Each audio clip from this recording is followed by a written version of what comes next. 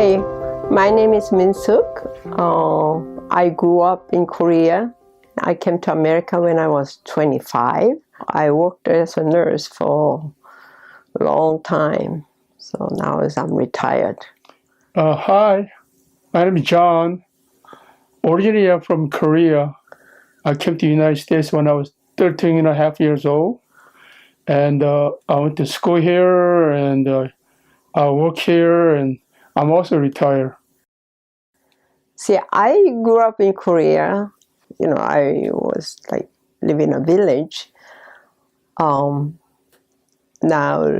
looking back, after my son came out, I realized, most of the Korean community here think there is no gays in Korea. But see, I realized it was there, but we didn't talk about it.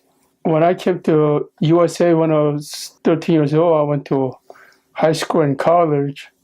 A few things I learned about LGBT was in the university classes. I knew something about them, but I never thought my son was gay or would be gay. Yeah, you always said they have their right. Oh yeah. Yeah, you always things like like a Proposition 8. They came out about 7 or 10 years ago. Yeah, I vote for the gays' rights. That time I didn't know my son was gay, but I still did. And thinking back, I'm really glad I did. I still do. And I wish I would study better when I was in school about LGBT people, but that time they hardly covered the subjects very much at all. Stephen came out when he was 31 years old. And that was a big shock for me because I was busy setting up the blind date for him every time he came home. And when he called for a family meeting, I go, wow, he must have somebody special. So I was excited because he never called for family meeting. So I was very anticipating and just said, Mom and Dad, I'm gay. I was so surprised. I didn't know how to respond. I just cried for the next 2 hours. So poor boy, he just had to endure for 2 hours. All the parents, you dream. They finish the school, they get married, and they have children, and they have a decent career. That's what you are dreaming. And in that moment, I felt like it was shattered. And then another thing is you hear those 1980s, all this gay bashing, and it was open in media. And in my line of work, you hear gay jokes all the time, and that's always demeaning. So I was scared of his career, and I was scared of his safety. At the same time, he was 31 years old, and I was going, where was I? And I felt bad that he wasn't able to bring that out to me. I thought we were I thought we had a really good relationship. I'm sure there was a reason that he had to protect me or whatever reason. My husband was very open-minded about the LGBTs, and I wasn't. I was, we are having dinner conversation, and, I'm openly, making comments very hostile to the LGBTs, and that hurts me a lot. That those words I said, I'm sure it still hurts him. As soon as our son told us that he was gay, I was looking for organization, something like a PFLAG. I didn't know at the time that PFLAG exists, but I knew something like this exists. And we went to the meeting there. It was so wonderful, the first meeting. Okay, we got so much support.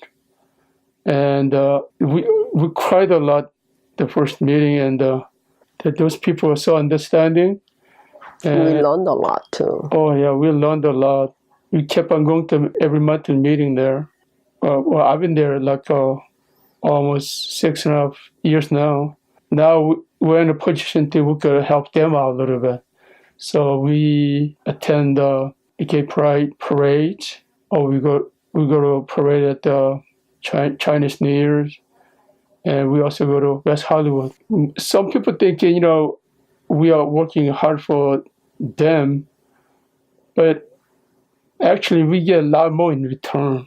For example, like if we spend 3-4 hours attending the gay parade, but our reception is so wonderful. We don't mind going every year. And as a matter of fact, we're going to go this coming May to the Long Beach parade. So after we attended the Long Beach PFLAG, someone introduced to Harold, and he had API, Asian Pacific Islanders PFLAG, and we thought this is wonderful.